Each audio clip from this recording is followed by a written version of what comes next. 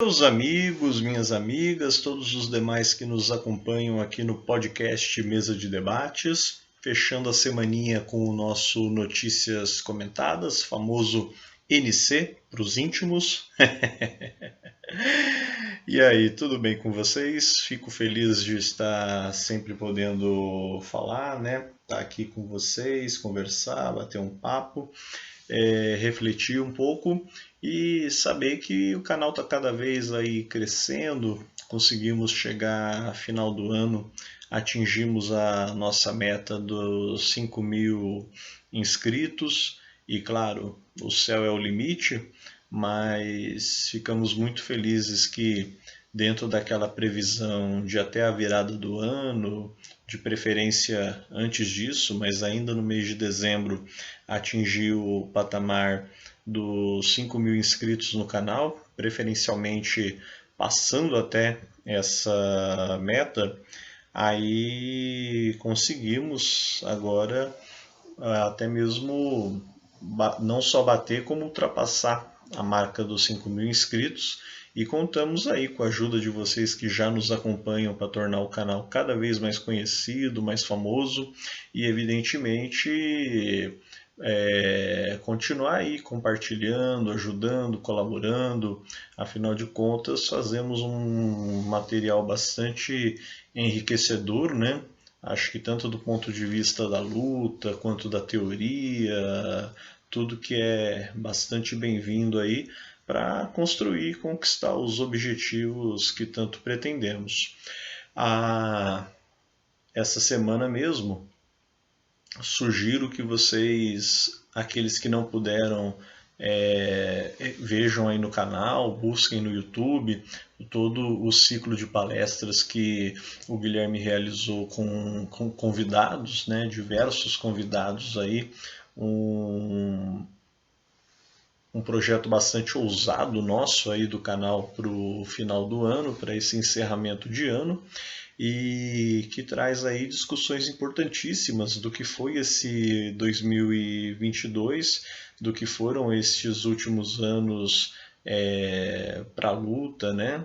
Para os movimentos de esquerda de uma forma geral e previsões aí para 2023. 2023 é um ano que promete muita coisa aí, com uma alternância de poder, com uma nova linha política entrando aí e substituindo tudo o que foi de um governo de extrema direita no Brasil. Porém, muitas coisas a gente precisa, evidentemente, estar pensando e colocando aí a nossa observação, né? Vocês vejam, por exemplo, aqui notícia do jornal Esquerda Diário: Lula nomeia direitista para defesa. Múcio já foi da Arena, PSDB, entre aspas, paixão de Bolsonaro e ajudou no golpe de 2016. Aí, claro que vem aquela velha história da governabilidade, que é interessante ter o Múcio para agradar, né, os setores militares e também como uma forma de mostrar para centro-direita e até mesmo para a ala direita no Congresso que pode esperar um governo, entre aspas, equilibrado por parte do governo Lula, que não ceda a toda e qualquer pressão popular ou com viés mais de esquerda. Só que justamente por isso é que acaba nos preocupando. Nós que realmente pautamos aí uma outra perspectiva, um outro viés político, uma outra forma de enxergar e pensar o mundo, acaba ficando bastante difícil, né? Ter que engolir notícias desse caráter. Embora a gente não sustente nenhuma ilusão com o governo petista, com o futuro governo Lula, é claro que se a gente pensar toda a expectativa que milhões e milhões de brasileiros estão tendo com o governo que virá, é bastante complicado simplesmente aplaudir toda e qualquer ação sem um viés, sem uma perspectiva crítica. Aliás, é isso que também está mexendo, remexendo bastante o PSOL, Partido Socialismo e Liberdade, que agora vem discutindo como deve ser a posição do partido por conta de tudo aquilo que acabou abraçando o PT já no primeiro turno das eleições, sem apostar e mostrar uma política independente, num viés de esquerda, classista, mas que não coadune com a conciliação de classes, com as políticas liberais e com o reformismo que, em alguns aspectos, traz sim benefícios para a população de uma forma geral, porém acaba beneficiando em grande parte aqueles que já controlam o poder, aqueles que já controlam os meios de produção e acaba na prática mais mantendo a população, digamos assim, adormecida, né, do que ativa na construção, ou pelo menos na tentativa de construir um modelo alternativo, né, de sociedade. Então, realmente fica aí uma discussão que o pessoal precisa fazer internamente, estão fazendo, né? O próprio pessoal São José dos Campos lançou um manifesto defendendo uma posição favorável a estar apoiando o governo Lula no sentido de não ser uma oposição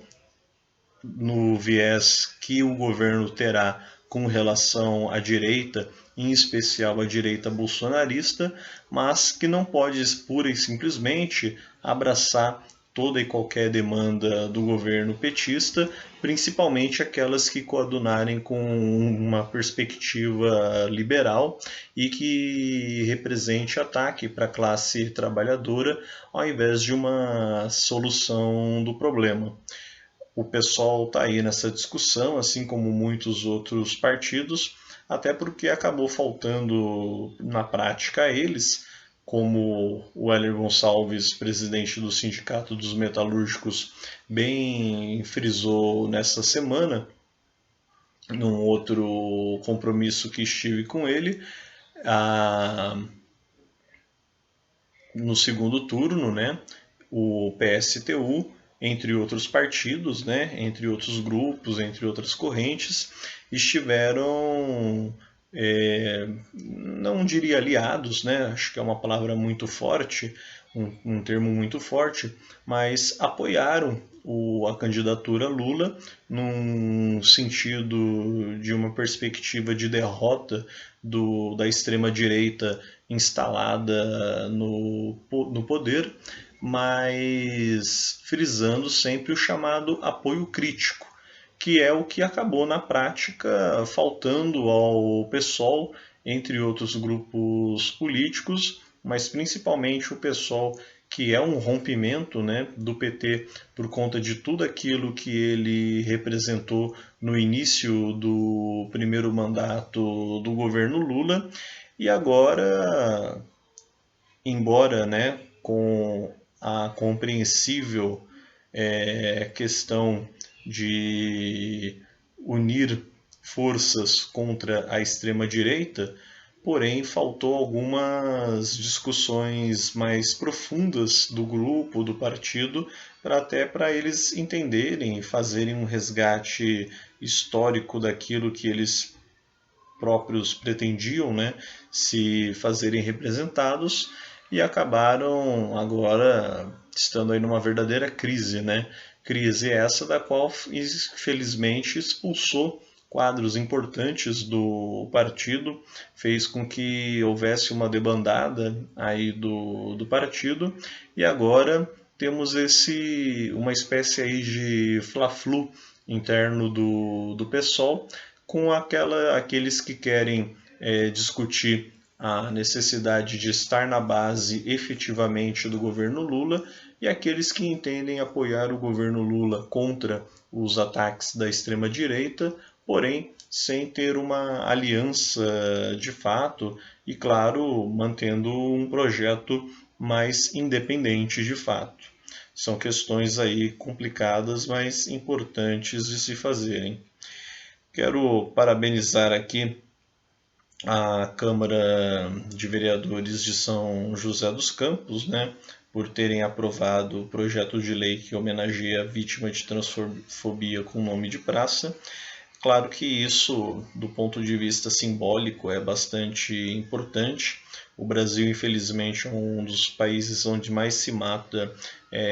transexuais, população LGBT de uma forma geral, e claro que essa questão precisa ser colocada. Porém, a mesma mão que dá é a mão que tira, né? Apesar de toda a questão, fizeram aqui, apoiaram o projeto, mas na mesma semana temos a notícia aí de que vão aumentar os próprios salários. E claro, o funcionalismo público que padeça, o funcionalismo público que tenha os problemas que a gente já bem sabe, seja nas entrevistas com o Zetão, com a Jéssica Marques, entre outros aqui do Sindicerve, e fora servidores do Brasil afora que também acabam parando nesse canal com nosso relacionamento, nossas pesquisas,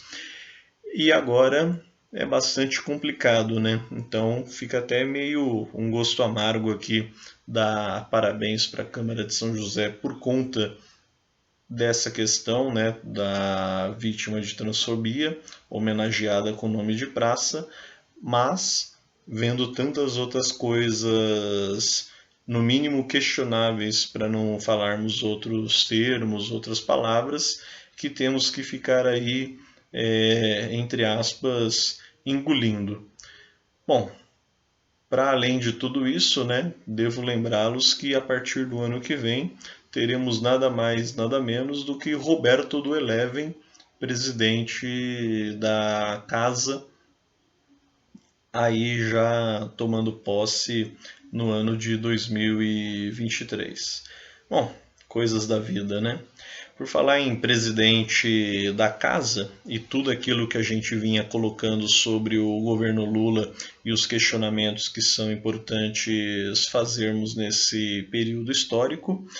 a aliança entre Lula e Lira avança com manobra na Câmara e preservação do orçamento secreto. É claro que isso vai acabar vindo aí de um patamar, de um viés de política extremamente oportunista por parte daquele chamado centrão bolsonarista, aquele centrão que na verdade quer apenas estar se mantendo no poder, e não vai ser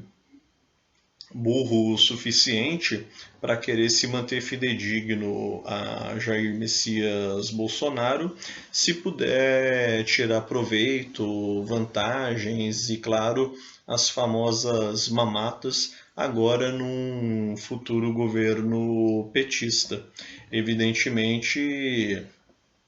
haverão aqueles setores mais conservadores, aqueles setores mais colocados contrários ao governo PT, aqueles que entendem que há um fantasma rondando o Brasil, né? O fantasma do comunismo, entre outras bobajadas que se propagam por aí, mas evidentemente um grosso do chamado Centrão, através do senhor Arthur Lira, que aliás já foi um grande aliado do governo PT, já foi um aliado, inclusive elogiando e defendendo Dilma Rousseff quando a época do impeachment, né? Hoje cada vez mais provado golpe institucional de 2016, agora parece que depois de tudo, depois de ter sido aí uma figurinha carimbada e inclusive bastante retalhada por grande parte da esquerda, parece que agora voltará a ser um importante aliado, né? Então, voltamos aí à chamada politicagem, que é bom sempre destacar, né? Embora eu mesmo às vezes cometa esse equívoco do qual eu não gosto, de falar política,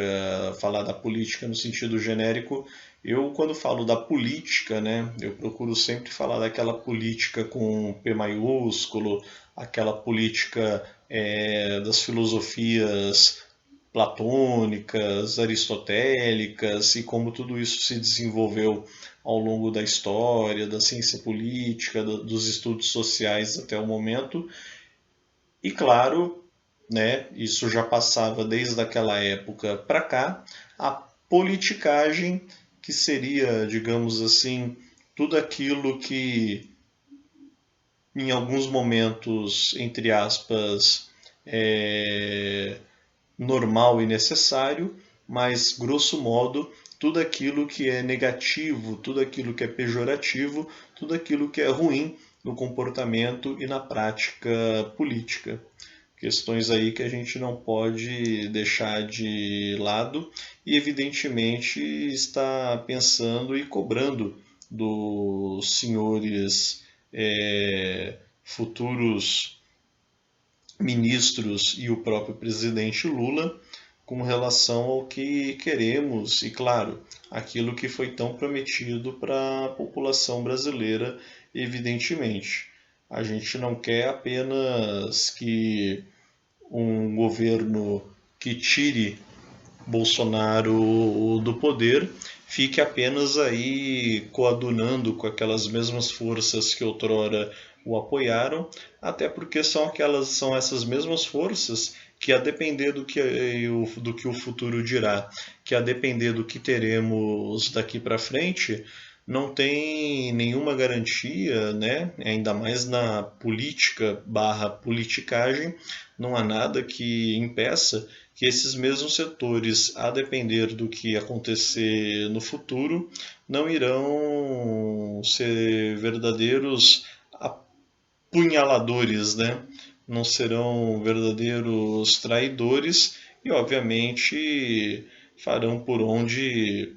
quem sabe, até mesmo perseguir, atrapalhar e tentar derrubar Lula a qualquer custo. Então, situação aí bastante complicada. Falando em situação complicada, a verdadeira farra do boi aí, né? Coitado do boi, devo falar isso, né? Mas infelizmente foi aí a expressão que veio à mente. Mas os bolsonaristas tentando aí colocar, fazer jus, né, a sua política, a sua linha de pensamento e as suas práticas, ateando fogo em carros e atacando a sede da Polícia Federal em protesto à prisão de manifestante golpista. Manifestante esse, né, que assim como os demais estavam ali protestando, estavam ali fazendo uma verdadeira cena, como eles mesmos gostam de falar, quando há protestos, quando há atos por parte da esquerda, né? Uma verdadeira cena de balbúrdia. Brasília e outros lugares onde houveram manifestação, mas principalmente Brasília, a coisa lá ficou num verdadeiro cenário, né, palco de guerra. Aquele aspecto assim de guerra civil, que justiça seja feita, se a gente for parar para pensar, eu acho que a rigor, há muito tempo não se via. O curioso é que uma simples manifestação de professores, servidores, trabalhadores de uma forma geral, por questões salariais, por críticas, né, ou tentativas de corte e ataques por parte do governo ou dos setores patronais, a polícia, a cavalaria, a tropa está ali sempre posicionada e sai de perto. Com relação às manifestações dos bolsonaristas, o que é que a gente acaba vendo? Simplesmente a coisa aconteceu e a gente ainda não viu nenhum grande desfecho. Alexandre de Moraes promete que a situação não vai ficar assim, mas também não podemos botar muita confiança no STF, esse mesmo STF que, por um lado, trabalha para não ser atacado e para não ficar sujo, principalmente no que diz respeito a uma relativa inimizade que tem com o atual mandatário Jair Bolsonaro, porém, naquilo que agrada, naquilo que interessa, acabam estando sempre aliados aí. Isso só mostra o quanto mais é necessária a luta, é necessária a participação popular e a formação de comitês, discussões, uma política que junte de fato a população brasileira e os setores de esquerda, os setores revolucionários, aqueles que buscam a mudança pela luta, para tentar justamente acabar com essa verdadeira balbúrdia que estamos no Brasil. Falo isso, por exemplo, por conta aqui do próprio voto de Alexandre de Moraes, também chamado de forma jocosa de Xandão pelos bolsonaristas, porém esse mesmo votou a favor do chamado orçamento secreto, tão criticado por PT e as seclas, tão criticado por outros que apontavam ser esse orçamento secreto um dos maiores esquemas de corrupção da história do Brasil e também um verdadeiro ato antidemocrático e uma forma de impedir que a população saiba e conheça de fato os seus políticos, os seus representantes. Resumindo, assistam à nossa programação, prestem atenção em cada palavra e cada discussão proposta pelos entrevistados e também por nós que fazemos aí os bate-papos, as entrevistas e também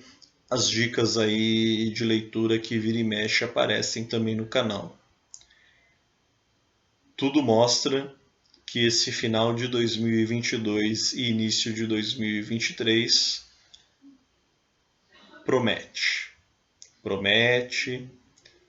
e temos que,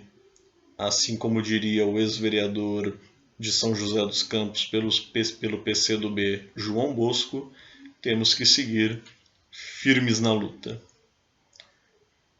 Um ótimo dia para todos vocês, obrigado pela audiência de sempre, para aqueles que estavam sentindo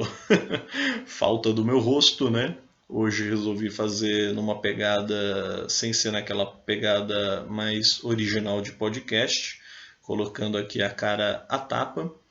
Agradeço a audiência de vocês, o carinho de sempre. Continuem aí acompanhando o podcast Mesa de Debates de Tudo Um Pouco. Boa noite, boa tarde, bom dia, a depender do horário que você nos assiste. E tchau.